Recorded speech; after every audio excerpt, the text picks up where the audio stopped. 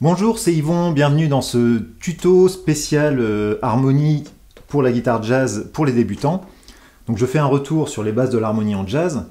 Pour bien comprendre l'harmonie, c'est-à-dire les gammes, les modes, les liens avec les accords, il faut déjà avoir des idées bien claires sur toutes les possibilités de la gamme de Do majeur.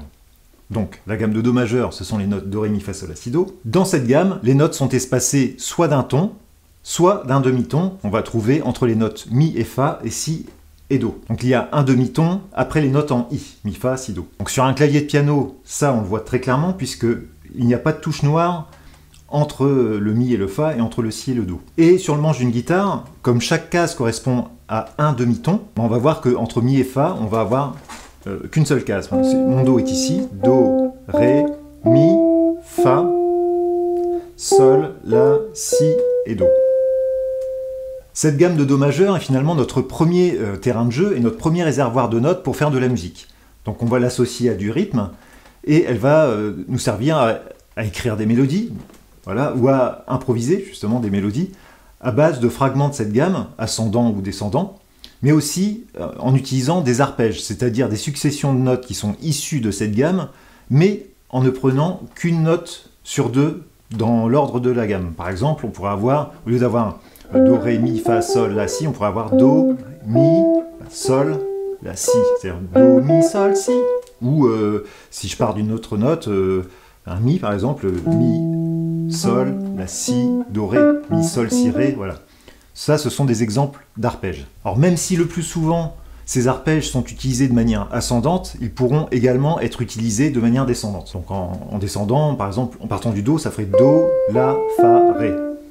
Par exemple. Pour les instruments harmoniques comme la guitare ou le piano, il est également possible évidemment de jouer ces notes simultanément et donc ça crée des accords. On peut donc créer des accords à trois sons qui sont des accords qui sont très utilisés, très courants dans les musiques actuelles, musique de variété, et on peut également utiliser des accords à quatre sons ou plus, et ça ce sont les accords qu'on va utiliser plus souvent dans les musiques de type jazz. Et donc ces accords sont construits à partir des notes des arpèges finalement. Maintenant je vais parler des intervalles. Lorsque deux notes se suivent dans la gamme, elles forment un intervalle de deux notes qu'on appelle une seconde. Par exemple, Sol, La, voilà, ou Fa, Sol. Alors dans le cas des arpèges, comme on saute au-dessus d'une note de la gamme, cela crée un intervalle de tierces. Par exemple, Do, Mi, Do, Ré, Mi, il y a trois notes.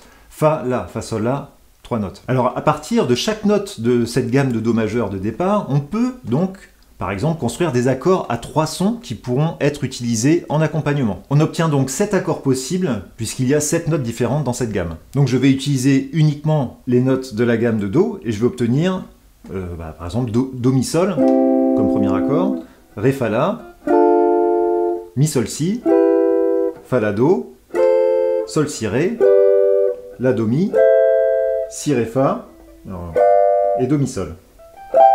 Voilà.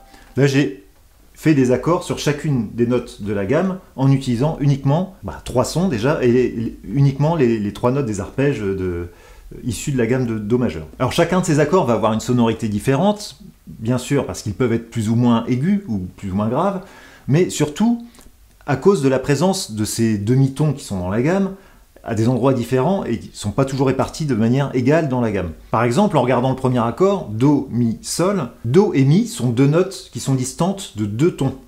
Do, Mi, Do, Ré, Mi, on a deux tons entre ces deux notes. Par contre, entre les notes Mi et Sol, on va avoir que un ton et demi. Si je regarde maintenant Mi, Sol, sur une corde, Mi, Fa, un demi-ton, Fa, Sol, donc j'ai un ton et demi. Pour l'accord de Do dans cette gamme, on a donc une structure d'accords qui superpose deux tons, entre Do et Mi, puis un ton et demi entre Mi et Sol. Maintenant, si je regarde le deuxième accord, les notes Ré et Fa sont distantes d'un ton et demi. Ré, Mi, Fa, on a un ton et un demi-ton. Et les notes Fa, La sont distantes, cette fois-ci, de deux tons. Donc entre Fa et La, on a deux tons. Ce qui fait qu'on a d'abord un ton et demi, entre la première et la deuxième note de l'accord, et deux tons, cette fois-ci, entre la deuxième note et la troisième note de l'accord. Donc si maintenant je compare les deux structures d'accords que je viens de décrire, la deuxième note de l'accord de Do, qui est située à deux tons de sa note de départ, elle est plus haute que dans le cas de l'accord de Ré, puisque dans l'accord de Ré, la deuxième note de l'accord, elle est située qu'à un ton et demi. Quand une tierce fait 2 tons, on dit que c'est une tierce majeure. Et quand elle fait un ton et demi, on dit que c'est une tierce mineure. Donc notez bien que dans une gamme, c'est la nature de la première tierce qui définit si c'est une gamme majeure ou une gamme mineure. La tierce de la gamme de Do majeur, Do, Mi, fait bien 2 tons. C'est pour ça qu'on parle de gamme de Do majeur. Pour obtenir une gamme mineure, en partant de Do, il faudrait donc abaisser la note Mi d'un demi-ton pour obtenir une tierce mineure. On peut le faire en appliquant un bémol sur le Mi. On obtient ainsi une gamme qu'on pourra qualifier de mineure. Donc au lieu d'avoir Do, Ré, Mi, Fa, Sol, La, Si, Do, Do, Ré, Mi, je baisse d'un demi-ton mon Mi, je vais avoir Do, Ré, Mi bémol, et j'obtiens une gamme mineure. Ici, c'est une gamme mineure mélodique, mais c'est avant tout une gamme mineure. Pour les accords, c'est exactement la même chose. Quand la tierce de départ fait 2 tons, on parle d'accord majeur. Donc, dans le cas de notre accord de Do, Do, Mi, Sol, il s'agit bien d'un accord majeur, puisqu'on a 2 tons entre Do et Mi. Par contre, quand cette tierce de départ fait un ton et demi, on parle d'accord mineur. Et donc ça, c'est le cas de l'accord de Ré, Ré, Fa, La, puisqu'entre Ré et Fa, j'ai un ton et demi. Alors maintenant, si je mesure la première tierce de tous les accords que j'ai obtenus avec les notes de la gamme de Do majeur, on obtient les accords suivants. Do, Mi, Sol, c'est un accord de Do majeur, puisque je vais avoir une tierce majeure. Ré, Fa, La, par contre, c'est un accord de Ré mineur. Mi, Sol, Si, c'est un accord de Mi mineur, parce qu'entre Mi et Sol, je vais avoir un ton et demi aussi. Fa, La, Do, c'est un accord de Fa majeur, puisque là, cette fois-ci, entre Fa et La, on a bien 2 tons.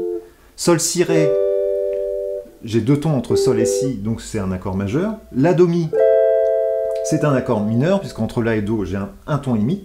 Et Si, Ré, Fa, c'est un accord mineur aussi, puisque j'ai une tierce mineure entre Si et Ré. J'ai un ton et demi. Alors pour modifier la nature d'un accord, il faudra donc appliquer une altération, c'est-à-dire soit un dièse, soit un bémol, sur la deuxième note de cet accord, de manière à faire monter ou descendre la note et de modifier l'intervalle de tierces. Par exemple, pour un accord de Ré mineur, on avait Ré, Fa, La. Entre Ré et Fa, j'ai un ton et demi. Si j'applique un dièse à mon Fa, je vais le faire monter d'un demi-ton et je vais me retrouver avec 2 tons. Et donc je vais avoir les notes Ré, Fa dièse, La. Donc ça s'appelle toujours Ré, Fa, mais cette fois-ci avec un dièse, La. Et donc là j'ai un Ré majeur. De la même manière, si je transformais mon accord de Do majeur de tout à l'heure en Do mineur, il va falloir que j'applique cette fois-ci un bémol pour faire baisser la deuxième note de l'accord. Donc un bémol sur le Mi.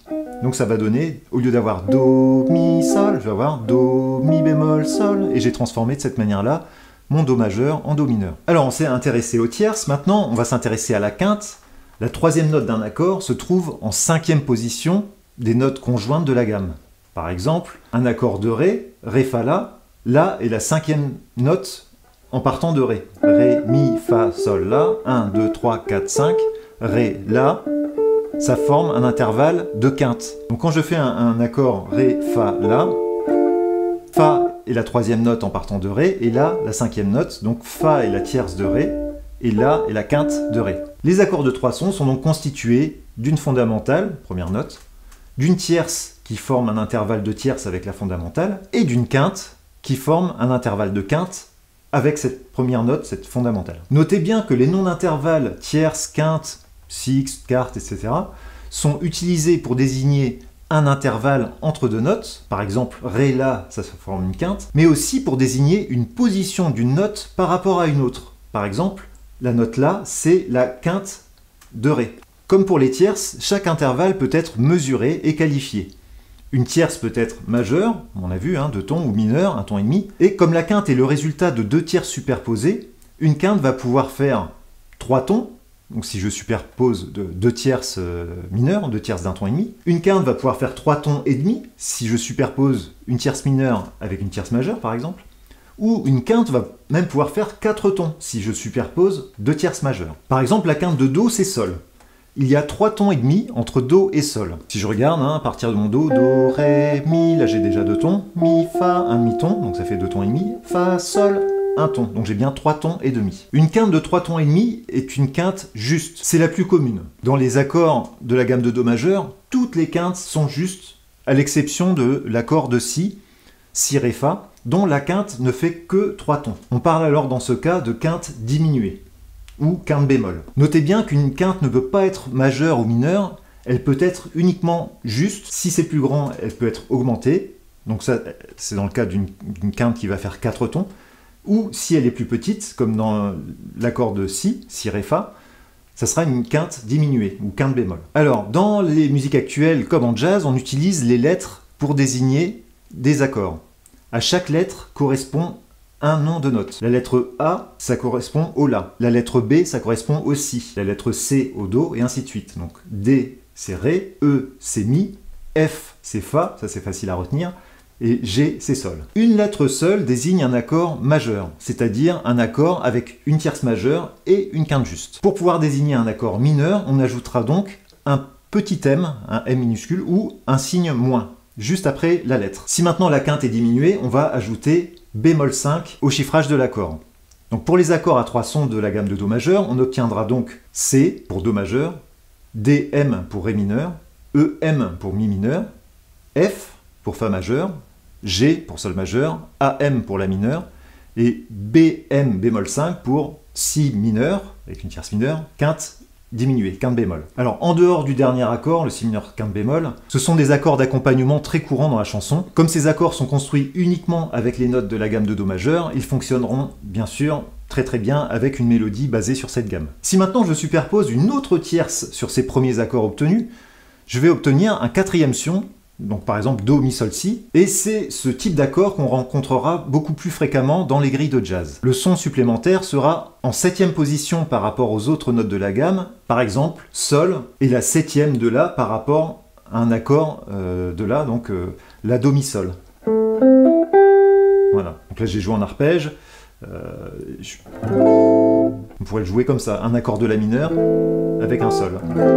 Voilà, donc il y a d'autres positions évidemment. Alors pour préciser l'ajout de ce quatrième son à un accord, on ajoutera 7 à l'accord avec un 7 à l'américaine, puisque c'est un mode de chiffrage américain, c'est-à-dire un 7 sans barre au 7. Le 7 avec une barre pouvant être confondu avec un plus qui signifie autre chose dans la notation, ce type de notation de chiffrage d'accords à l'américaine. Mais comme cette 7e peut être mineure ou majeure, comme dans le cas de la tierce, il faut pouvoir le préciser dans la notation. Donc, contrairement à la tierce qui, par défaut, est majeure, un 7 tout seul, lui, signifie 7e mineur. Pour indiquer que c'est une 7e majeure, il faudra le préciser en ajoutant un grand M ou un delta ou MAJ avant le 7. On se retrouve donc avec des notations d'accords qui ressemblent parfois à ça, hein, c'est-à-dire Ré bémol, majeur 7, dièse 5 ou Fa mineur, majeur 7. Fa mineur, majeur 7, c'est un accord de Fa avec une tierce mineure,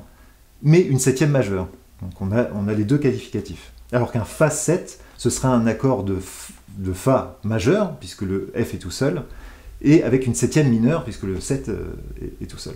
Pour résumer, si une tierce est mineure et la 7e est mineure pour un accord, on va retrouver ce type de notation en remplaçant le X par la lettre correspondant à l'accord, on va voir X petit m 7. Si la tierce est majeure et la 7e est mineure, ce sera X 7. Si on a une tierce majeure et une 7e majeure, donc tout est majeur, là c'est X majeur 7. Et donc, si une tierce est mineure et une 7e est majeure, à ce moment-là c'est X petit m grand M 7. Pour nos accords à 4 sons de la gamme de Do majeur, on obtient donc ces accords chiffrés de cette manière-là, le Do majeur 7, Ré mineur 7, Mi mineur 7, Fa majeur 7, Sol 7, La mineur 7 et Si mineur 7 quinte bémol. Donc on peut remarquer que la 7e majeure se trouve uniquement sur le premier accord de Do et sur le 4e accord de Fa, et que pour tous les autres accords, la 7e est mineure. Cette suite d'accords qu'il faut vraiment apprendre, ça s'appelle l'harmonisation de la gamme de Do majeur, et vous devez absolument l'apprendre et la connaître par cœur. Comme toutes les gammes majeures sont construites suivant la même suite d'intervalles, ton, ton, demi-ton, ton, ton, ton, demi-ton, on peut donc généraliser ce résultat obtenu à toutes les gammes majeures en donnant à chaque degré d'une gamme majeure un numéro qu'on notera en chiffres romains. Ainsi, pour toutes les gammes majeures, on peut appliquer les accords qui suivent sur chacune de ces notes. Grand 1, majeur 7, grand 2 mineur 7, grand 3 mineur 7, grand 4 majeur 7, grand 5 7, grand 6 mineur 7 et grand 7 mineur 7 quinte bémol. Pour une gamme de Ré majeur, on a les notes Ré, Mi, Fa dièse, Sol, La, Si, Do dièse, Ré. Les accords de l'harmonisation de cette gamme seront Ré majeur 7, Mi mineur 7, Fa dièse mineur 7, Sol majeur 7, La 7, Si mineur 7 et Do dièse mineur 7 quinte bémol. Voilà. Il faut juste appliquer la nature de l'accord en fonction de son degré. Ainsi, l'enchaînement des degrés 2, 5, 1, qui est un type d'enchaînement extrêmement répandu dans les grilles de jazz, ça donnera, par exemple, Ré mineur 7, Sol 7, Do majeur 7, dans le cas d'une gamme de Do majeur, et ça donnera Mi mineur 7, La 7, Ré majeur 7, dans le cas d'une gamme de Ré majeur, par exemple. Par conséquent, pour improviser sur une suite d'accords comme un 2-5-1 en jazz, on pourra commencer par utiliser la gamme majeure correspondante à cette suite d'accords. Vous pouvez retrouver les 9 premières positions d'accords de jazz faciles à la guitare et en diagramme dans cette autre vidéo de tuto. Donc je mettrai un lien ici ou dans la description de la vidéo. Ces accords vous permettront de jouer pratiquement toutes les grilles de standards de jazz en accompagnement. Et si vous voulez obtenir les différentes positions des gammes à la guitare en diagramme ou le tableau des harmonisations de toutes les gammes majeures dans le but de composer une suite d'accords sympa ou d'essayer d'analyser une grille de standard, vous retrouverez tout ça, en tout cas le tableau, vous le retrouverez à la page 38 de mon kit d'outils de la guitare jazz et vous retrouverez bien sûr tous les autres documents de diagrammes de gamme dans ce kit, qui est un kit offert, un PDF offert, qui se trouve dans l'espace de formation, les dossiers de jazz et guitare. Alors ce kit en PDF est accompagné d'une longue vidéo exclusive d'1h30 pour vous donner plein d'outils pratiques pour la guitare jazz. Cet espace de formation est complètement gratuit, il contient également beaucoup de ressources qui sont associées à mes différents tutos de ma chaîne YouTube. Vous trouverez toutes les informations pour vous inscrire gratuitement dans la description de cette vidéo. Je vous remercie de m'avoir écouté et je vous dis donc à bientôt pour un prochain tuto.